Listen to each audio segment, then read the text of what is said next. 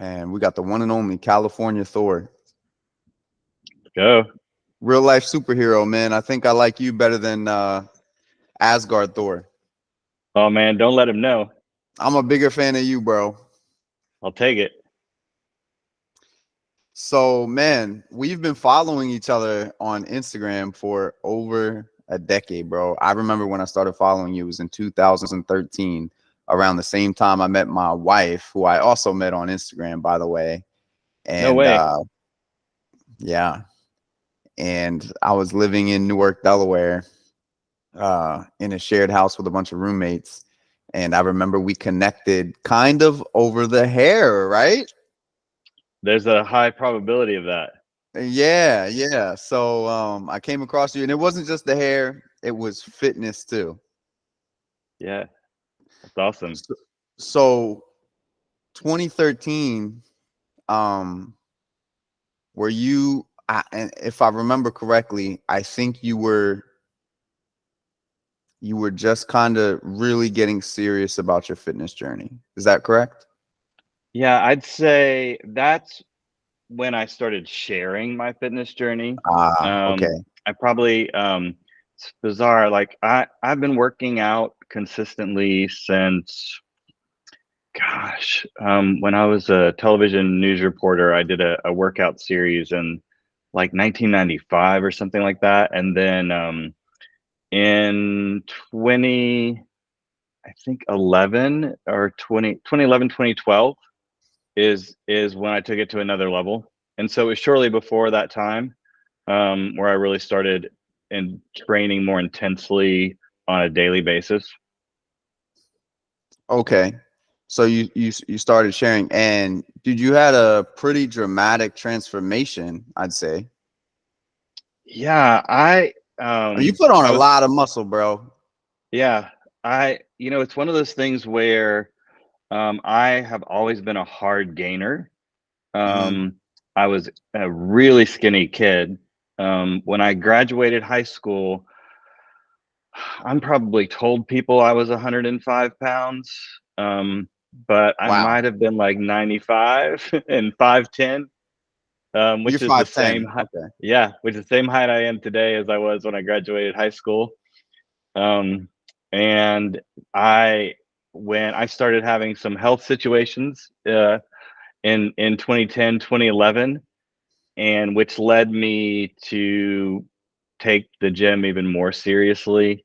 um and the benefits of all that was the size. It was, being really intentional about working out daily. I worked with a trainer. I got really involved in my nutrition, supplementation.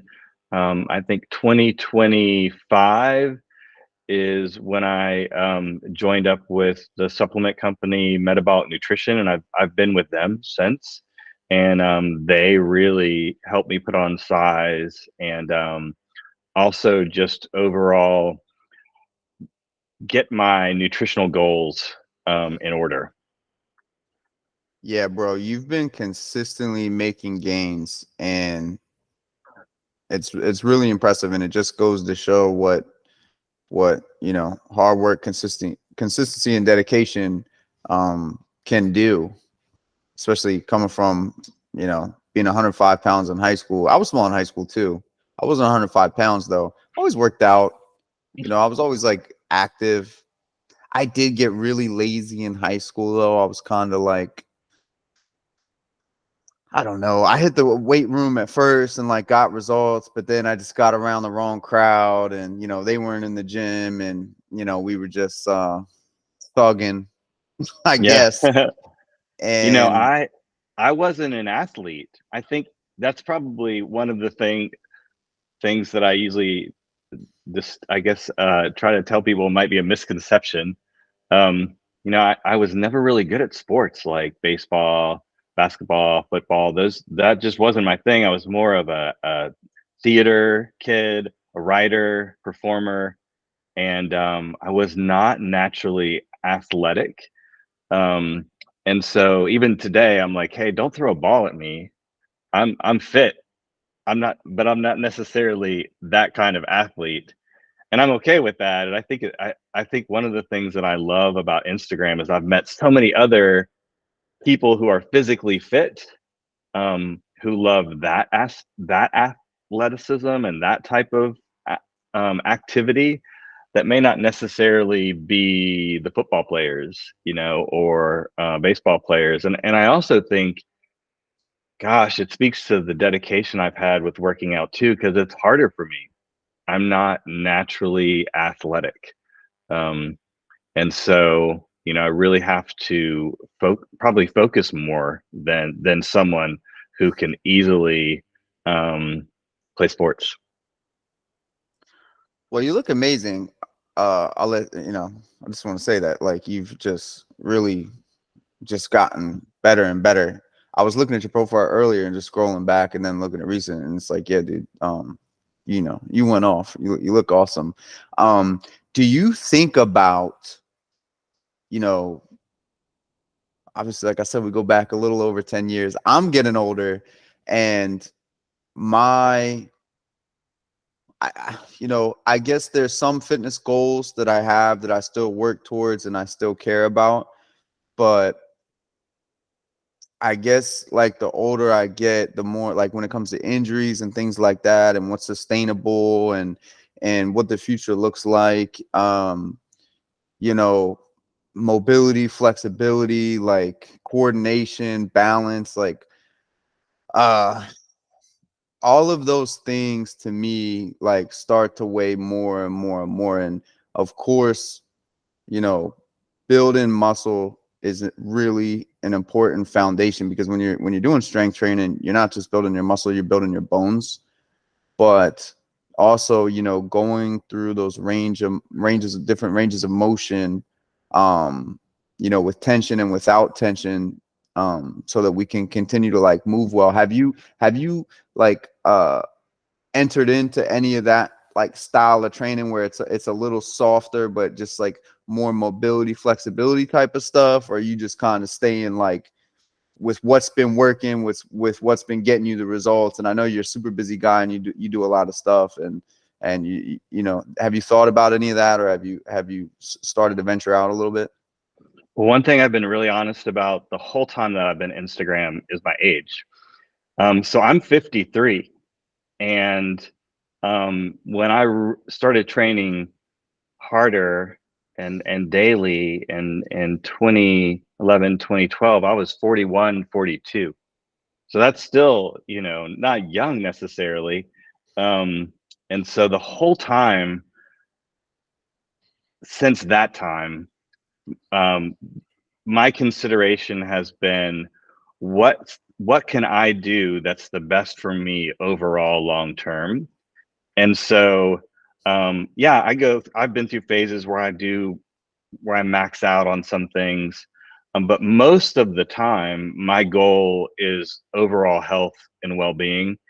Um, I'm pretty consistent on I do cardio now almost daily. I Nice. enjoy it. I enjoy sustained cardio. Um, and I know it's good for my heart. And that's really, you know, important your whole life, but especially as you get older. Um, both both of my parents were really healthy and fit. And active their whole life, so I kind of have that example to look to. um, I have no one to prove anything to. You won't see me on Instagram or in real life talking about what is my max. How I teach high school, and so often teenage boys will say, "What's your max on the bench press?" or "What's your and I honestly, most of the time I couldn't tell you. I'm not going for that. Um, and I don't even do the math half the time. I just kind of know how many plates I'm usually putting on, and what feels good and what pushes me a little bit more, but not to the point where I'll get injured. I really don't want to get injured because I know at any point an injury will greatly hurt your training. But the older you get, it's easier to get injured too. So you know, I'm always thinking about my back, my hips, everything like that, just because I want to stay as well as possible, um, to keep enjoying life, but also just to be able to keep going to the gym and enjoying that too. That's a really important point. no one should be getting injured in the gym doing fitness stuff. Nobody. Um, I've been a personal trainer for a long time. There's a lot of really bad trainers out there. I'm glad that it sounds like you got a good one and had a great experience.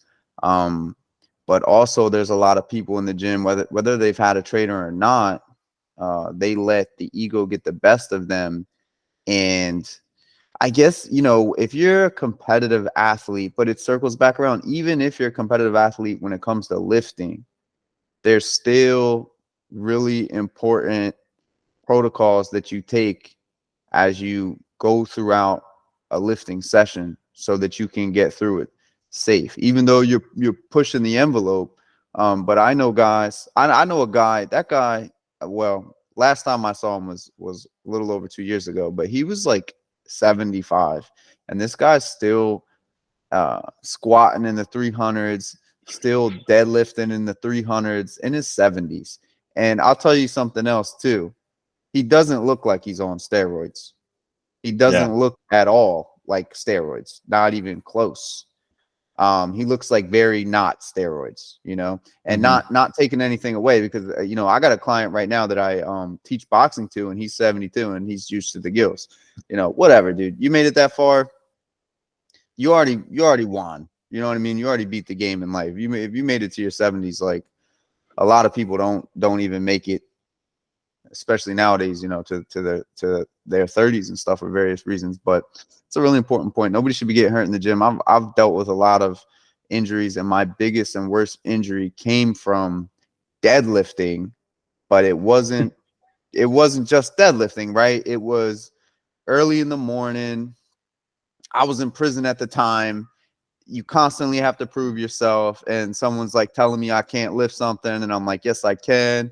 Let me go grab a belt. Oh, you need a belt, you know, you're a bitch. And I'm like, I don't need a belt. Boom, back's never been the same, plagued me ever Yeah. since. And in 2019, so this was in 2011, 2010, 2011, and 2019, it just came back with an absolute vengeance. So it's good that you're super conscious of that. And I think that the reason that those high school boys, they're coming up to you because you look awesome.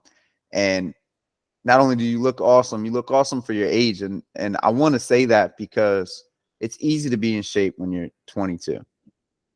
It's easy to be in shape when you're 32. It's a little harder, but it's still easy, you know. 42. It gets, you get more respect when it comes to physicality the older you get, and you're still clearly, look at your age group. Like, you're in such a small percent of guys. You're already in a small percent if you're 30 and really fit. If you're 50 and really fit, it just, people give up. Do you have amongst your peers, do you hang out with people in your age? And if so, like, how do they react to the way you stand out?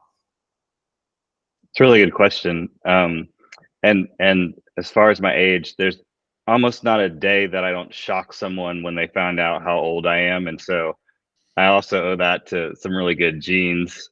It when I was a teenager, it wasn't that fun to look 10 or so years younger than my peers, but it's worked out on the top end. Um, so I love that I don't look my age, but I also don't feel my age, and a lot of that I owe to adopting a more healthy, fit lifestyle. And I would say my friends are the complete range, from people who are very intentionally fit like myself to people that don't, have a lot of interest and all across the board. But I think what I have seen, especially in this time where I've been so much more public about what I do, the lifestyle I lead, and how it's such important to me, I get those private DMs asking me for advice, things that I do, tips, and I love that. I have had requests from people who bullied me when I was a kid, Wow. that are now asking me for, fitness or nutritional advice. I mean, and it's just full circle, right? Like that's a cartoon almost. But it means a lot to me And it makes me really happy that I have shared so much, about my journey, about my fitness journey, and that maybe there are people out there that are considering changing their habits, um, or how they live their life based on things I've suggested or shared or told them about. Ultimately, it's your personal decision how you live or what you do. But gosh, if just one person change their behaviors as far as health and fitness and nutrition because of something I did or said, that's huge. Thor, how long have you been teaching? Oh, that's $1 million question. I think I just shared that with someone today. I started teaching in 2000, and so Wow. like 23 years. My mom was a teacher. She just recently retired. What subject do you teach? So I have taught the entire time until actually just last week, television and film production. Before I Oh, started, before I so like I understand all this. That's why I was asking you about like the mic quality and stuff. Um, I was a reporter and anchor in television before I started teaching, for about 10 years, at different local affiliates. Um, and then I started volunteering in youth ministry through my church and really liked working with teenagers. And a local school district ended up contacting me about possibly teaching some classes. And then that led to what's now a 23-year career. Um, Last week, I actually changed jobs. I'm still a teacher, actually, at the same school that I've been at the last 3 years. But now I'm a resource teacher, which means that I am not in the traditional classroom every day with a set of students. I'm helping all the teachers and the administrators on our campus. And in my particular role, I'm also really involved in the communications aspect of our school, it's a magnet school, so raising the awareness to our community about what classes we offer, what programs we offer, and really encouraging and promoting our school having a diverse student population. We do have a diverse student population, and we want to keep it that way and be even more diverse. And that's part of the responsibility of the new job I'm holding. So now I get to work with a lot more teachers and a lot more students on a daily basis, all over our campus. what are your favorite programs offered at that school? Oh, that's good. Well, I'm very partial to the television and film program. Of course, of course. And just I've been at this school for just 2.5 to 3 years, and already seen some great things out of my students in that area. We really excel at all the arts, so we have 7 different art areas that a student can major in. And so you have the traditional things like theater and dance and instrumental music, vocal music, musical theater, visual and digital media art. I think one area that we have that I hadn't seen before at a high school is we have a whole major that's devoted to creative writing, Very which nice. is really cool. So they take their English classes are more specific. It's like writing as an activist or writing as a storyteller. The name of the school is the San Diego School of the Creative and Performing Arts. And every day in all their classes, our students are engaged in the arts. So that means in their academic classes, there's an art aspect to it, as well as in their art focused classes, like I've taught there. And so it's a really unique place, and the kids want to be there. They audition to come to our school. It's a 6th through 12th grade public magnet school. Very cool. Um, Coming from the production television background and now wrapping up January of 2024 with all the technology, with we are in the age of creation right now, right? Like there's like creators are just exploding, getting bigger and bigger. It went from influencer and now influencers are dead. Influencing is dead. It's you're a creator, right? And your your content is your brand and your influence. And coming from the production background, television background, but also being in social media for quite some time, um, how do you see yourself in all that now? How do you see teaching production in all that now, with all the platforms and all the tools, all the technology, um, the and also not just like with production and content, but also with art too, because creating content, like there's an art to that as well, putting things together, producing people don't consider like production as an art, but it is, isn't it? It is an art. There is an art to it. um there's a lot of creative elements that go into producing and visualizing and seeing things before everybody else sees them. Where do you see yourself in all that now? And you know how are you kind of taking all that, and what is moving forward with this technology look like for you? So I first of all, I love it. Um, Nice. Me too.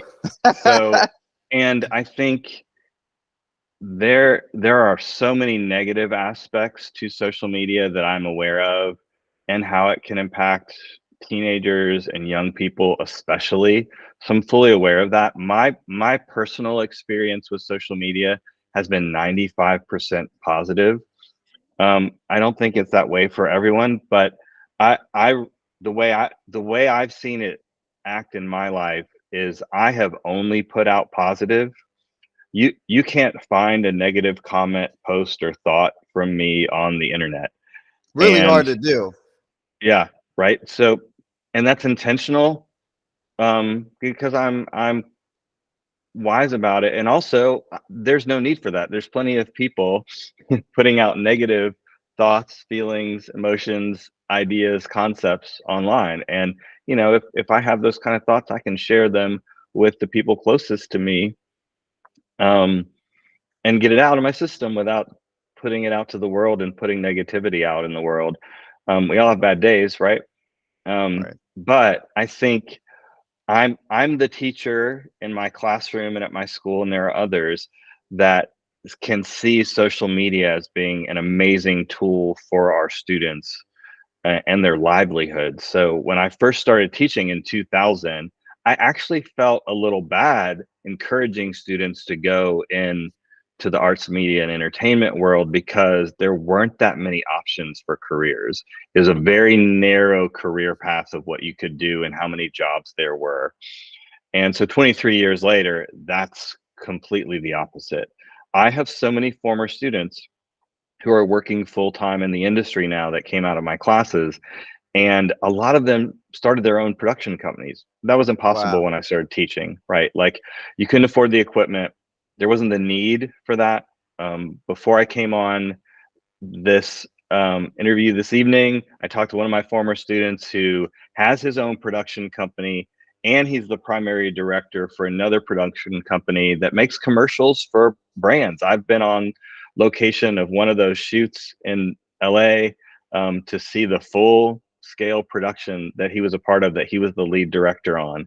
Um, and so in recent years in my classroom, social media has become a huge component. And actually, an interesting side note about Instagram and me, I created California Thor on Instagram to learn Instagram. I did not join Instagram and start that account to become an influencer or to draw a large following, um, or get that deep into sharing my story initially. And I was just trying to learn the platform and the strategies related to Instagram to bring that into my classroom and into the social media work we were doing at school. So everything else that happened was really, a shock or a surprise to me. Like, I just didn't see it coming. And that was pretty Just early so in everyone can Instagram see, too. California Thor is yoked. And Yeah. You sure did grow because you got 42,000 followers, speaker, former TV.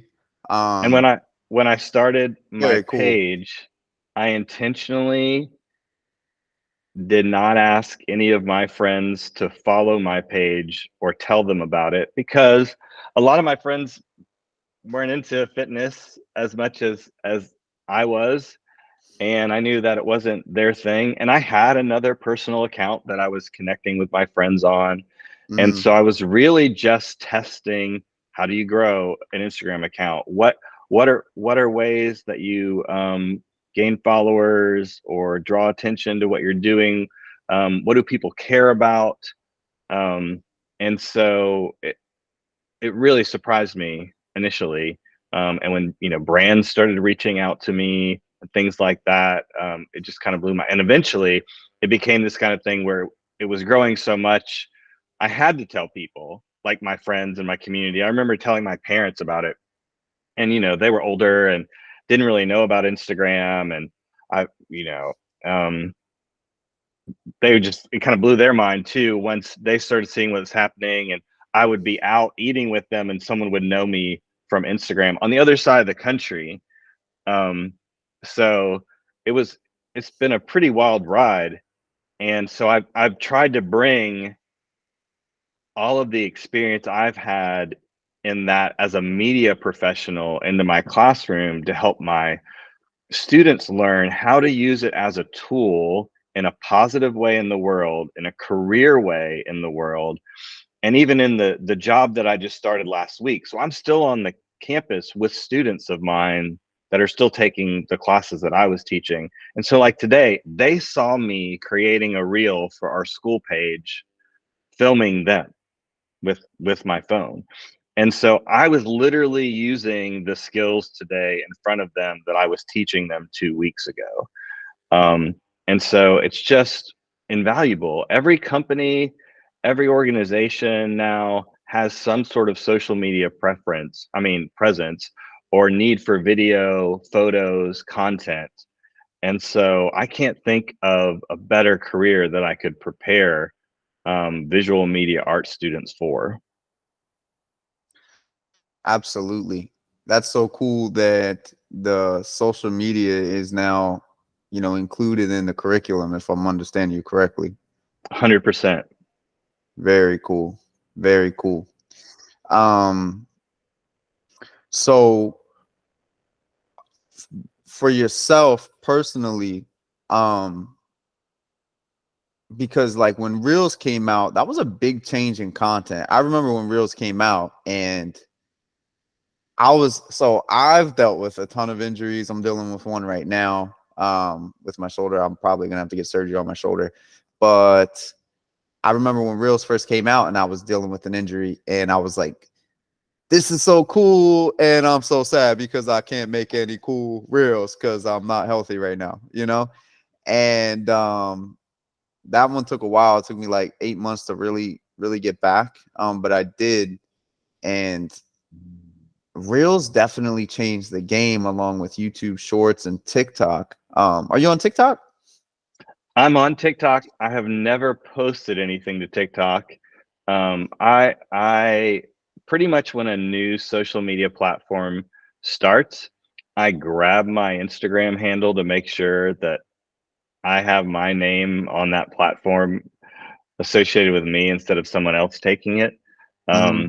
So I haven't gotten into TikTok, and I think for me, like, because my career is so demanding and social media is sort of a side um, hobby, it's not, for me, it's not fueling my career or finances or as a job or anything like that. I wouldn't even necessarily call it a side hustle. I would call it, for me, it's more of a hobby that I enjoy a great deal.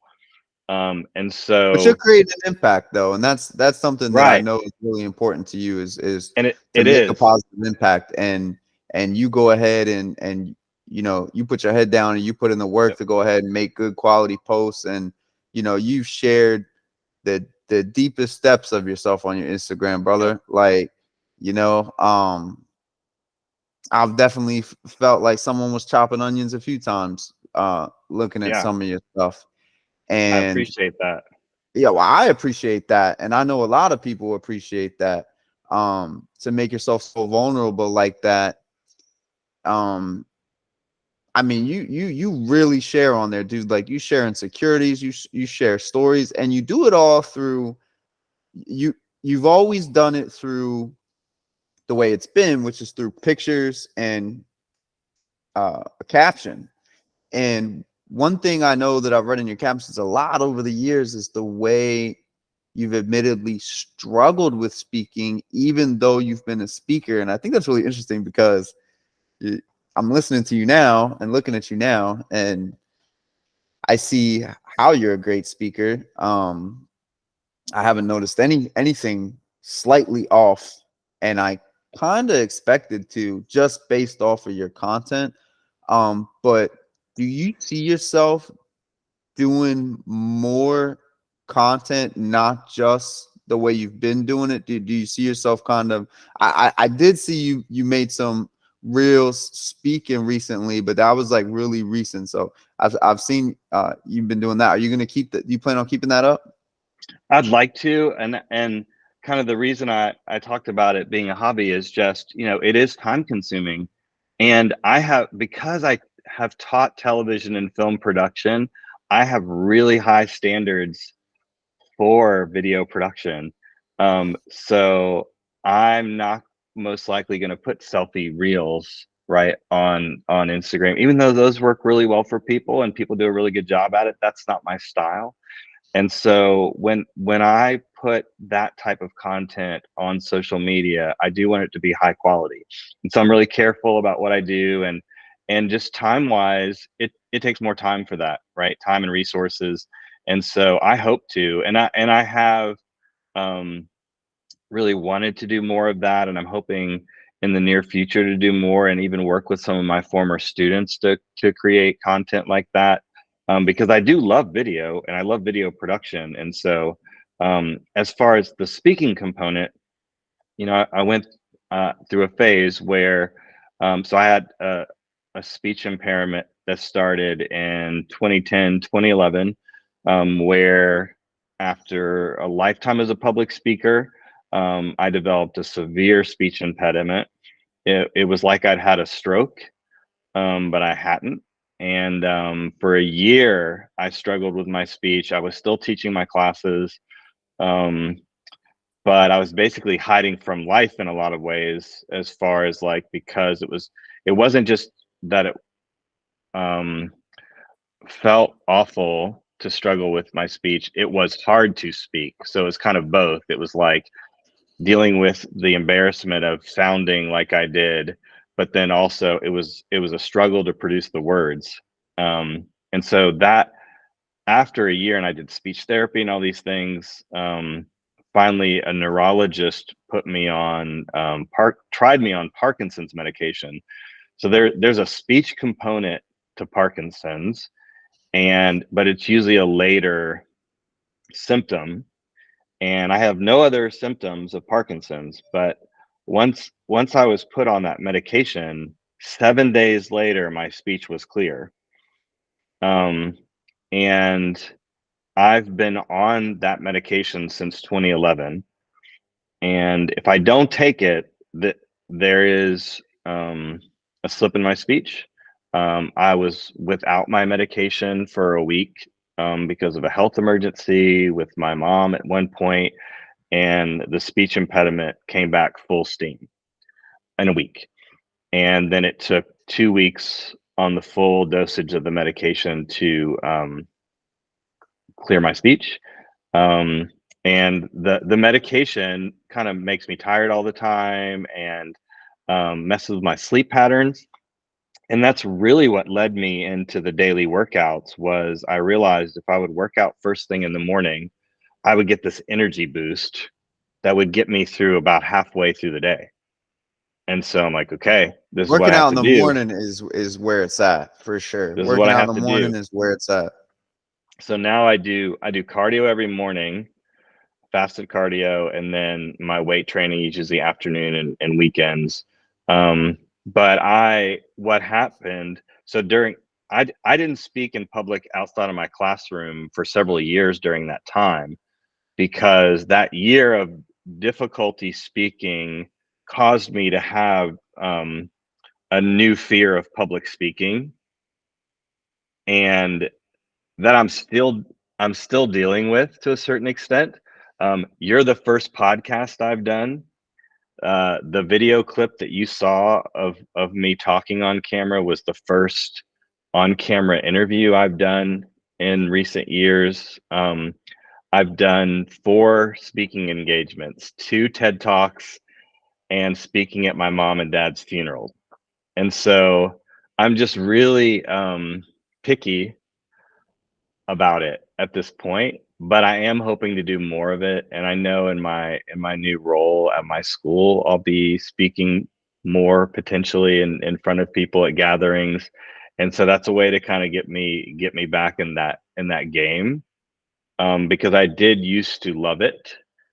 Um, and now it's just I'm just more hesitant about it.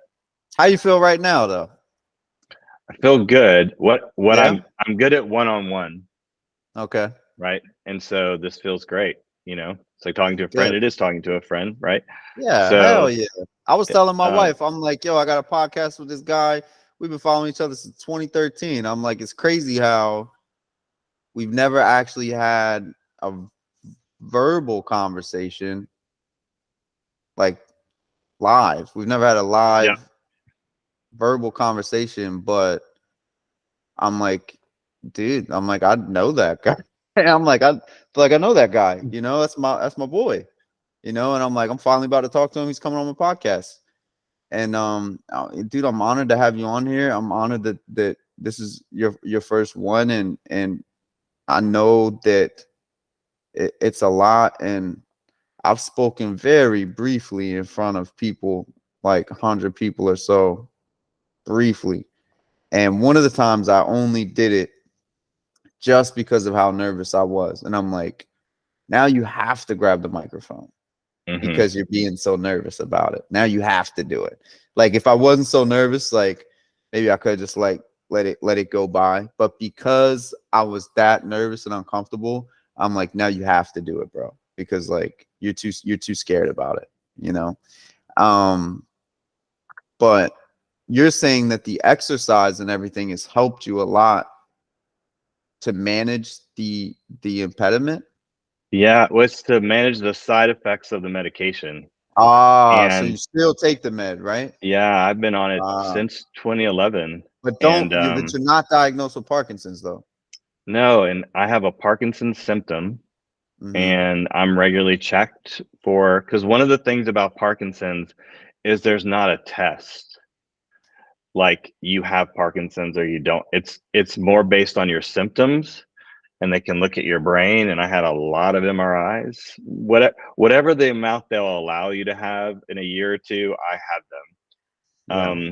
Yeah. And so I am regularly checked for other symptoms. And the reality is that that would be my fear, is that there's more, potentially more coming. If I'm honest, I try not to think that way, but it's the reality. And so that's another incentive for me to be fit too, because um, fitness is really big in Parkinson's rehabilitation and helping people to have a longer life with that disease.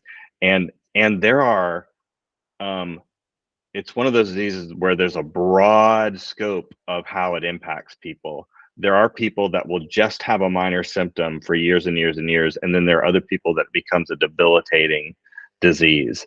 And so I'm on the exact same medication that the people are on all those spectrums. Hmm. Michael J. Fox is like one of my heroes from when I was a kid, from Yeah. TV and movies. He Mighty is Duck. now as an adult, right? Like Michael J. Fox has become this powerful spokesperson for Parkinson's research, treatment, and he and I are on the exact same medication, and he has severe um, symptoms at this point in his life. But like me, he started on Parkinson's medication when he was younger than most people that take it. I started taking it at 41, most people that start taking the medication I'm on are in their 60s. And so I had a doctor tell me that, of course, you're noticing how much it makes you tired and how drowsy you are, and the impacts more than someone that might be in their 60s, because they would already be experiencing some of those things just because of aging. So when you're younger and you start having some of those side effects and symptoms of the medication, it's going to be more noticeable. So it was a major life change, but it's,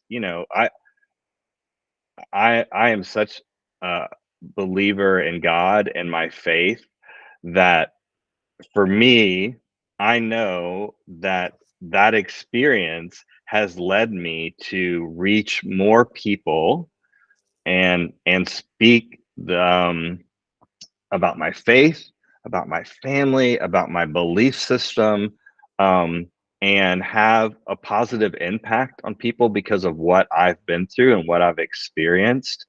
And to me, that's God using something bad that happened to me for his good. And Absolutely. from my good. I'm in the best shape of my life because of one of the worst things that ever happened to me in my life. Absolutely. I think that well, I want to give you some encouragement. Number uh one thing I like to talk about with people is the law of more. So more attracts more. Um, the more you work out, the more you'll work out. The more you don't, the more you won't. The more you lie, the easier it is to continue to lie, and the more you'll just become a liar. And the more you tell the truth, the harder it becomes a lie, the more honest of a person you become. So for you, having the burden of worry on where you're headed, as far as, okay, you've dealt with this impediment, you're still taking medication, but we know what you worry about. I think that, and there is a lot of studies on, the longer people live, the longer they usually live. Like, the longer you stay alive, the more likely you are to live longer still. And there's proof in that. So, dude, you're crushing it. You're crushing it. Don't worry about it. Don't even worry about it. Appreciate Uh, that. yeah, don't worry about it, bro. It doesn't serve you at all. Doesn't serve you. And one day at a time, keep giving your best like you've been doing, and lead the rest of God, brother. You know what I'm saying? That's Yep. it. Lead the rest of God. Um, you know, I on one of those recent videos, again, like, dude, you share, and a lot of people need to hear your message. And I really would love to see you continue to post videos of you sharing and speaking, because you are a speaker. You are a speaker, and you have a platform that you've built over the last decade on your social media. And if there's ever been a time for you to grow and expand your voice to touch more people and touch more hearts and help people get through, do this now. And I know you have the standards, but here's the thing about that is, a lot of perfectionists struggle with procrastination, and it's a very fine line. And it's more important to get it out there and get it better as you go. you know Hmm. Even with your Instagram, you're like, let me learn how to use it. So that mindset helped you make it become what it is now. But if you would Yep. have took the approach like, it needs to be XYZ, it would have maybe never been nothing. So, I think you're already taking those steps with those videos, and even coming on here and chopping it up with me, man. I appreciate you. I know we're tight on time. Last question I have for you. What what's your goal for this year?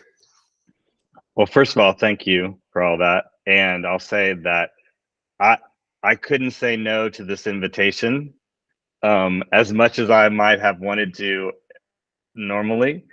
And so I appreciate your support and all the time that we've known each other online. That is my absolute favorite thing about my Instagram experience, is the people that I've met and made connections with, who I've never actually met in person, but that I could see them tomorrow and feel like we're reconnecting in person from days ago. And so that's been incredible. And when I say it's around the world, that's what's so crazy. Like I have Yeah. some really good friends in like New Zealand and Australia and places like that that I may never see in person, but it definitely feels like I know them at a close friendship level, and that's incredible.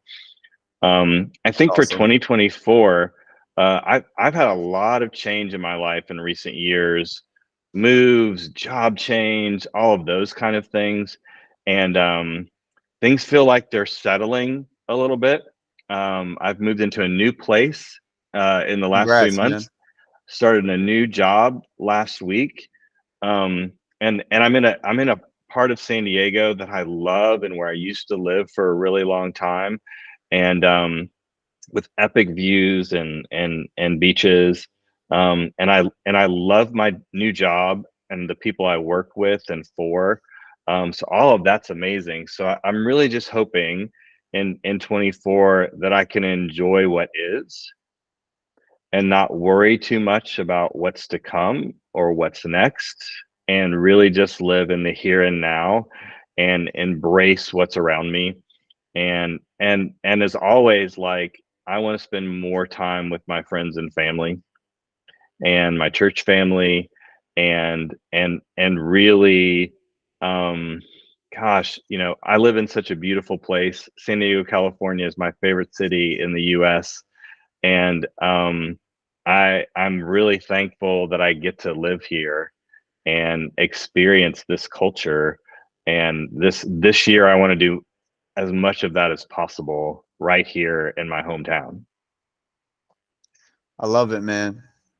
Dude, thanks again so much. It's a blessing to know you. I'm gonna have to come check you out in San Diego one of these days, bro. I've never been to Dude, Cali. I that'd want be to check awesome. Cali out. You'd fit right in.